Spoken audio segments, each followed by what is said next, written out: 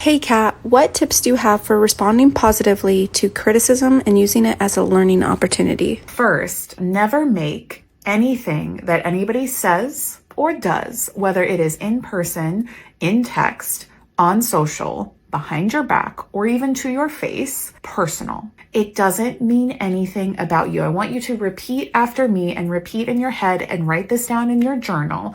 What anybody does means nothing about me.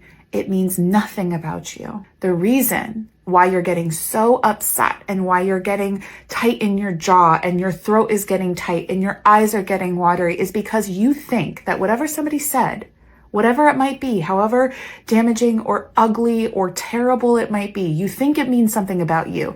That's the hardest part, but the most freeing part to get over. So once you've understood that it means nothing about you, you can instead get curious instead of accusatory and actually come from a place of, that's really interesting that you mentioned that, or I hadn't thought of that, or while I don't quite agree, I'd be interested to learn more about why you believe XYZ. This happened recently actually because I left a comment on someone's reel. It was a creator's reel. She has hundreds of thousands of followers.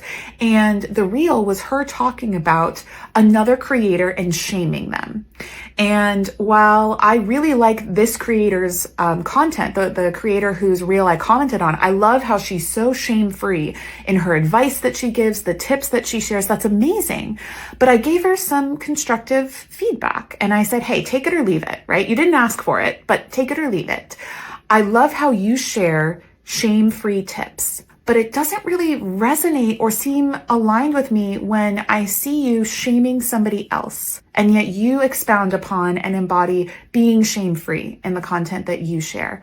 There's like a lack of alignment, right? It didn't quite make sense to me. So that was feedback that I gave. Now I'm hoping, I'm intending for this creator to not take it personally, to not make it mean anything about her, but just some feedback about the content she's putting out and how she's putting it out there, right? I still have respect for her. I still follow her content. I still get a lot of value from it. But in that instance, if someone were to leave you a comment, also imagine like not everybody is out to get you. And that again goes back to not making it about you and getting curious about the perspective of the person who actually left that comment. Adopt that approach, see how it changes your reaction the next time somebody leaves a comment or slides into your DMs or sends you a text message or an email.